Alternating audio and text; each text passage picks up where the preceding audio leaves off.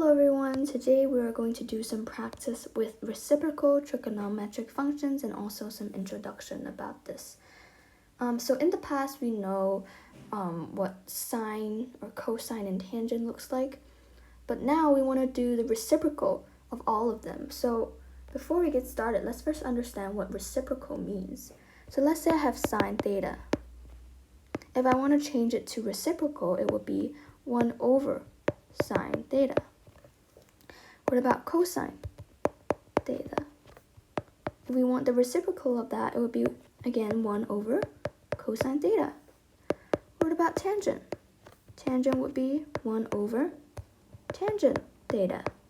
So as you can see, we see the pattern in reciprocal. Reciprocal means 1 over that number.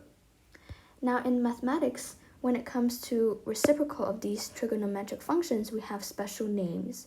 So for the reciprocal of sine, we have cosecant theta. For cosine, we have secant theta. And last but not least, for tangent, we have cotangent theta.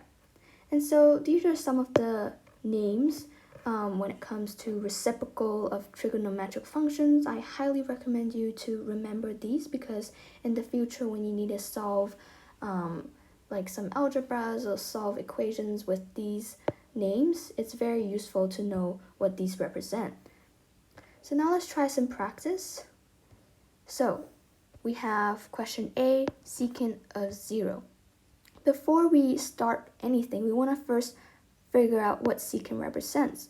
So we have in the middle row, secant represents 1 over cosine theta. Now I have 0 here, so I simply want to plot theta as 0. So I have cosine 1 over cosine of 0. So now I want to solve what cosine of 0 is. So we can make use of the unit circle, again, something that I highly recommend you to go over. When the angle is 0, we have the coordinates 1, 0. And we know that the x value is 1 and the y value is 0. So the x value represents the cosine and the y value represents sine. So we're right now focusing on cosine, so it would be the x value. So it would be cosine 0 equals to 1. So 1 over 1 equals just 1. So there you have it.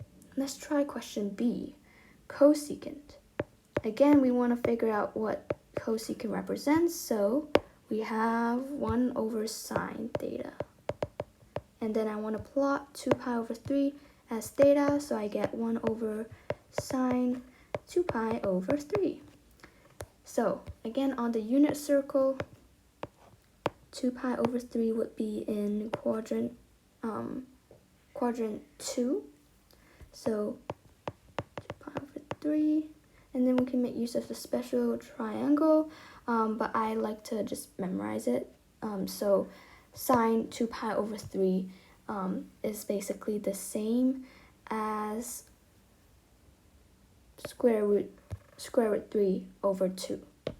So sine 2 pi over 3 is square root 3 over 2. If you can't memorize that, you can also make use of the special triangle. So we have 60 degree, 30 degree, so it would be square root 3 over 2, and we know that sine is opposite over hypotenuse, so square root 3 over 2. So then now we have 1 over a fraction. Now remember, we want to be very careful. When we have a fraction and another fraction, then when we expand it or when we want to solve for it, we would flip this fraction. So basically it would be 1 times 2 over square root 3. So then our answer would be 2 over square root 3. And if you don't want the square root to be at the denominator, we can just change it so that it is 2 times square root 3 over 3. Now for cotangent is special. So we have, first of all, cotangent is equal to 1 over tangent of theta, or 1 over, in this case, tangent 3 pi over 4. And first off, tangent is very special because on the unit circle, we have the two coordinates, right? X and y. And we know that the x is cosine and the y is sine. But tangent is sine over cosine, or y over x. So for tangent, we know that it is sine over cosine. But when it's the reciprocal of it, so 1 over tangent that, it will be 1 over sine theta and cosine theta. And again, looking at this, we know that it is 1 times cosine theta over sine because we need to flip the fraction. So our tangent reciprocal would be, instead of sine theta over cosine theta, it would be then cosine theta over sine theta. So that's also something very useful that you want to know in the future. And so here, tangent 3 pi over 4, if you want to solve for that, we can first, let's recognize it on the unit circle, right? So on the unit circle, we have, or 3 pi over 4. Let me erase this, not a lot of space here. On the unit circle, 3 pi over 4 would be right in quadrant 2, and it is the 45-45 triangle. So if this is 45, this is 45, this is 90, then we have 1, -1, and square root 2. And so tangent of that, for the coordinates, then it would be square root 2 over square root 2, right? And so tangent would be then square root 2 divided by square root 2 over 2, which is just 1. So we have 1, but also be careful. In this coordinate here, it is in quadrant 2. So in quadrant 2, we know that cosine is negative and sine is positive. So that's something that you also need to be careful of when solving for these. So I have -1 instead of 1. So then we know that tangent is 1 over -1, then our answer would just be -1. And there you have it, we have our answer. And you may be wondering, well, I didn't really make use of that. I can. So another way that I could solve for this problem is I could find out what cosine 3 pi over 4 is and sine 3 pi over 4 is, and then just solve for it, and it will also work. Another cotangent. So let's try, instead of using this method now, let's try using this method and see if it works. So we have cosine theta over sine theta. So in this case, it would be cosine -7 pi over 3 over sine -7 pi over 3. Now this is a bit more complicated as well because we have negative. And so when it comes to -7 pi over 3, we can see that this is an improper fraction. So we can also try to solve with mixed number if that's easier, right? So we have 7 divided by 3. I want to solve for the mixed number. So then the mixed number would be 3 times 2 equals to, Yep. So we have this, and then we want to change it into a mixed fraction. So then a mixed fraction would then be 2 over 1 over 3. So in the unit circle, we have 2. So we go 2 times first. So 2. So we know that this is pi, right? So this is 1. See. Oh, and it's also negative. Apologies.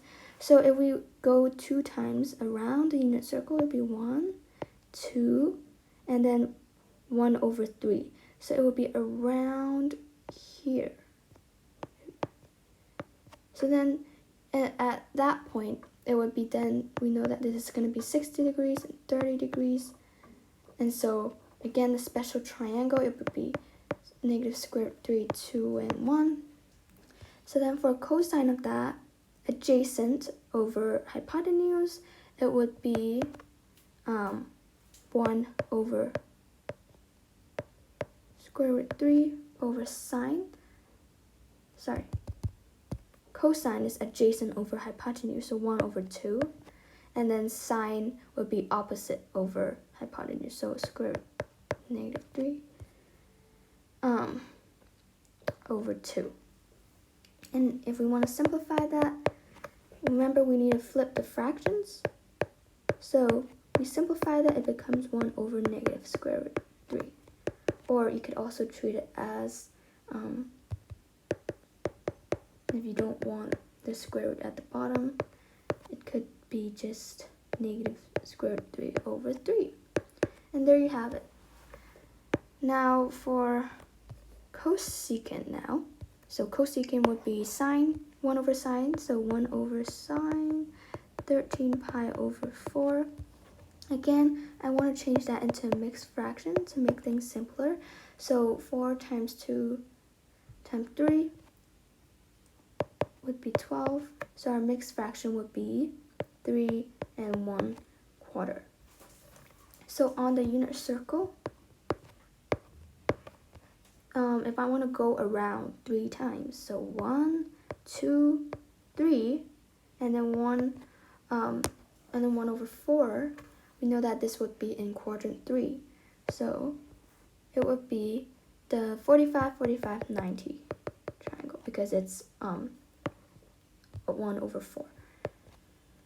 So then for our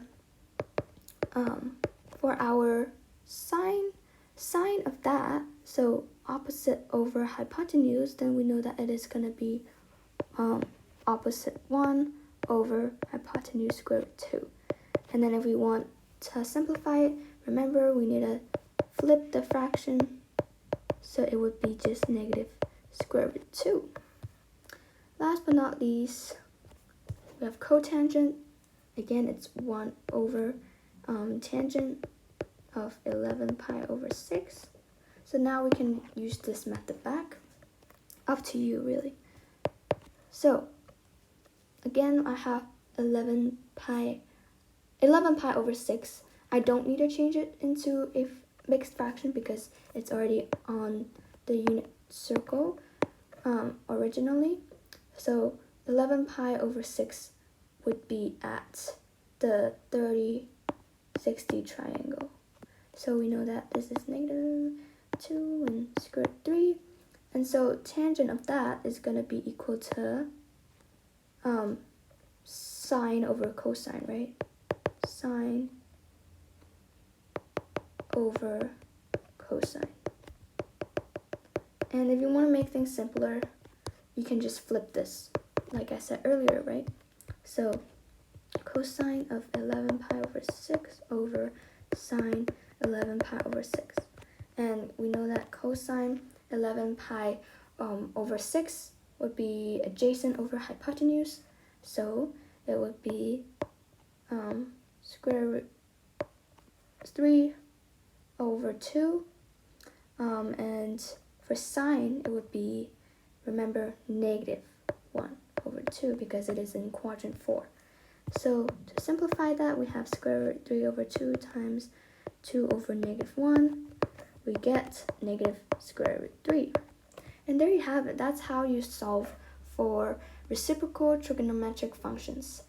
Thank you for watching.